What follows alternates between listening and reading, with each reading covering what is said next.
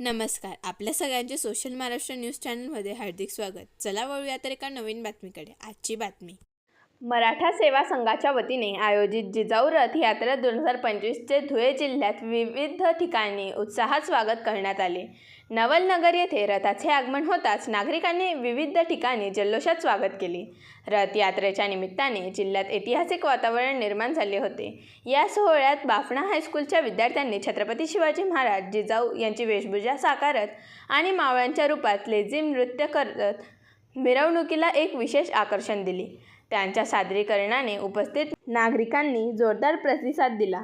15 वेळेस तरी मागच्या दरवर्षी येत असतो, आपल्या समोर व्यक्त होत असतो आणि या जिजाऊ रथ यात्रेच्या निमित्ताने परत एकदा मी आपल्या समोर आलेलो आहे.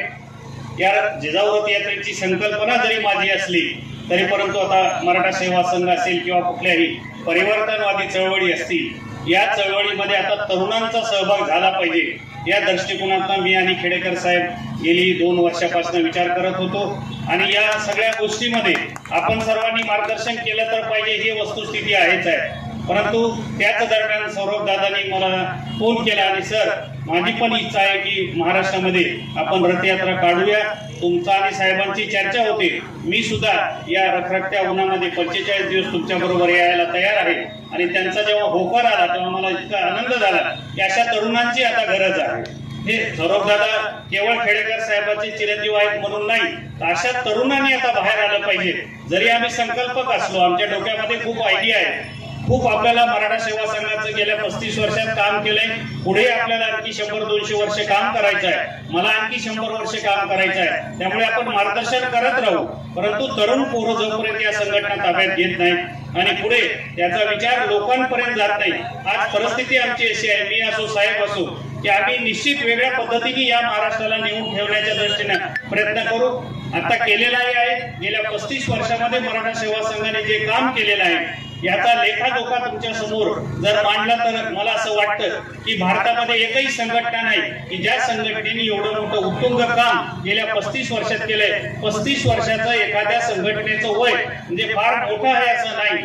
परिवर्तनवादी संघटनेमध्ये एकमेव मराठा सेवा संघाने त्याचे 33 कक्ष आहे की त्यांनी सुरुवातीला आपण काम करत असताना साहेबांनी काही अगदी निवडक सहकार्याच्या मार्फत अकोला येथे 1990 ला मराठा सेवा संघाची स्थापना केली आणि केवळ 150 लोकांमध्ये एकत्र येऊन हे संघटन सुरुवात केली. कार्यक्षेत्र सुरुवातीला साहेब त्यांच्या डोक्यात सुद्धा महाराष्ट्र होता, परंतु महाराष्ट्रामध्ये काम करत असताना चांगले तरुण निर्माण झाले, त्या लोकांनी सहभाग घेतला आणि गेल्या 35 वर्षामध्ये आपण केवळ महाराष्ट्र कार्यक्षेत्र असताना सुद्धा महाराष्ट्र सोडून मराठा सेवा संघ 33 राज्यात गेलाय हे आपल्याला ज्ञात आहे. मराठा सलोखा निर्माण करण्याच्या उद्देशाने प्रबोधन करत आपल्या धुळे शहरात आलेली आहे.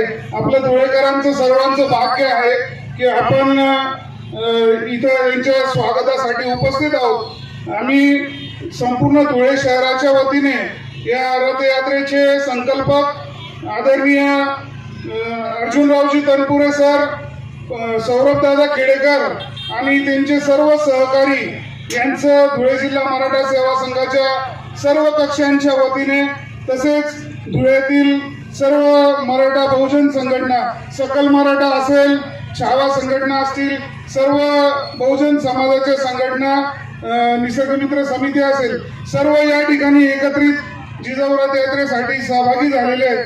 त्या सर्वांच्या वतीने मी जिजाऊ रथ यात्रेचे स्वागत करतो आणि यानंतर ही रथयात्रा आपण साक्रीला तसंच पिंपळनेर या भागात जाणार आहोत.